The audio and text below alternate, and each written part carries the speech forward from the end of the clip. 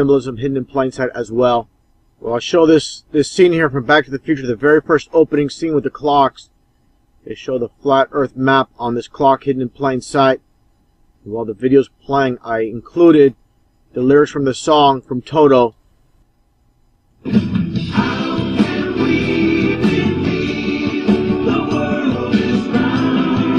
As I point out here, Lucasfilm, this logo, always the occult. There's always a hidden story behind all these occultic logos with Lucasfilm here. You have the dome over the flat Earth, and you have the sun and the moon hidden in plain sight. It's hard to perceive. And that's exactly how the flat Earth works, just like a clock.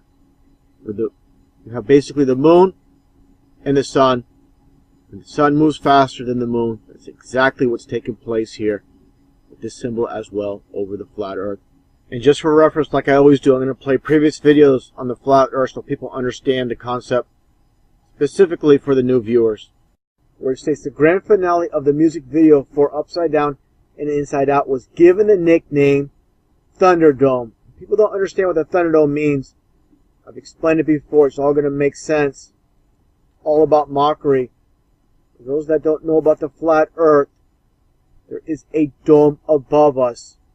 When you hear thunder, it always echoes. Why does it echo? Because of the dome. Interesting enough, with this 1985 movie, as I mentioned, what you see here with Dr. Dealgood, and you see the Masonic square and compass, because of course the director George Miller is a Freemason, and you see the black gown as well.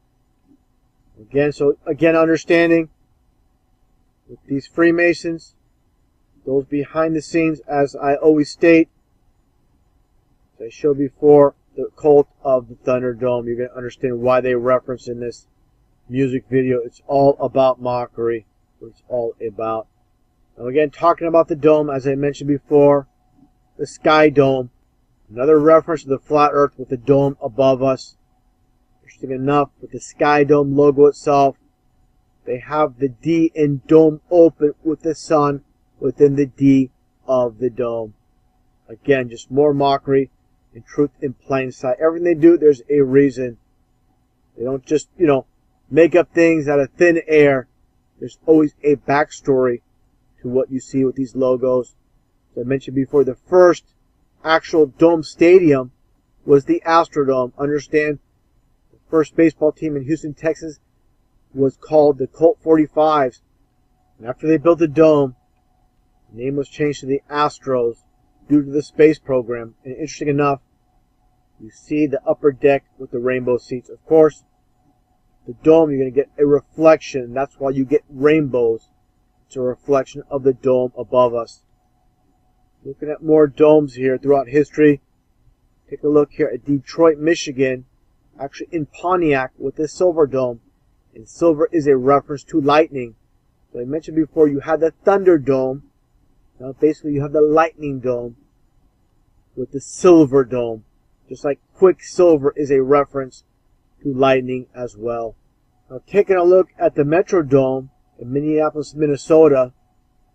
Basically, Metro is short for metropolitan, which basically represents a densely populated urban area. So you have an urban area under a dome. I found this pretty interesting with Leonardo DiCaprio meeting up with the Pope, talking about the environment. And this is the interesting part of it. They are looking through a book, and Leonardo DiCaprio mentions the flat Earth. As I've mentioned many times, many of these events are scripted before it airs on TV. They know what's going to take place. It's discussed between all of them. So again, this is pushing the flat Earth to mainstream, putting it in the mind subconsciously. I'm going to play a little bit of this clip.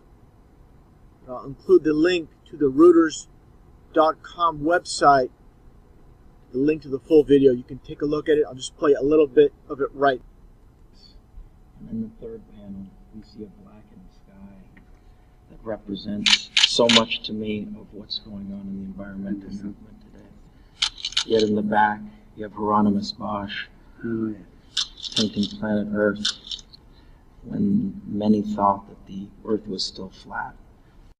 The Earth was still flat. Earth was still flat. Find it very interesting, a reference to the flat Earth in a 1960 movie titled Inherit the Wind. Nothing new under the sun.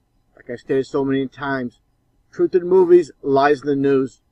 And interesting enough, in this fan this man is holding, it says compliments of Mason's funeral parlor. Just a little reference to those behind the scenes pulling the strings. Take a look.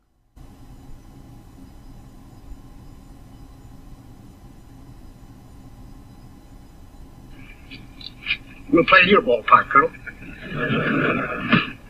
Now, there, I'd like to get this part clear first. This is the book. This is the book that you're an authority on, isn't it? That is correct.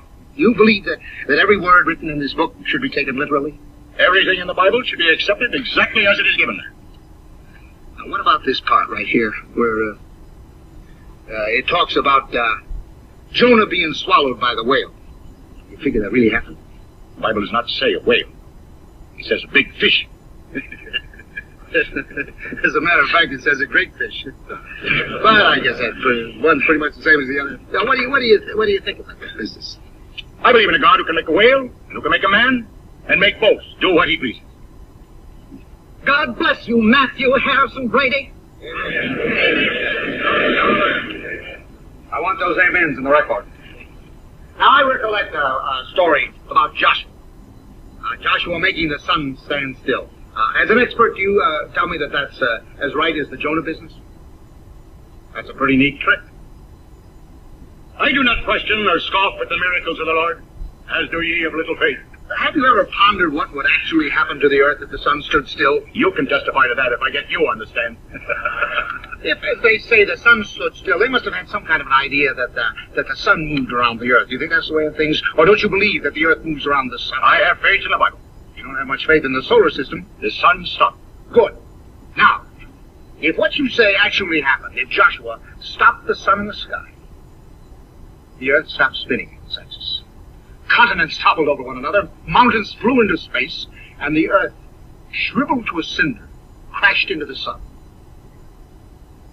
Now, how come they missed that little tidbit of news? They missed it because it didn't happen. But it had to happen. It must have happened according to natural law. Or don't you believe in natural law, Mr. Brady? Would you ban Copernicus from the classroom along with Charles Darwin? Would you pass a law throwing out all scientific knowledge since Joshua? Revelations, period? Natural law was born in the mind of the Heavenly Father. He can change it. Cancel it. Use it as it pleases.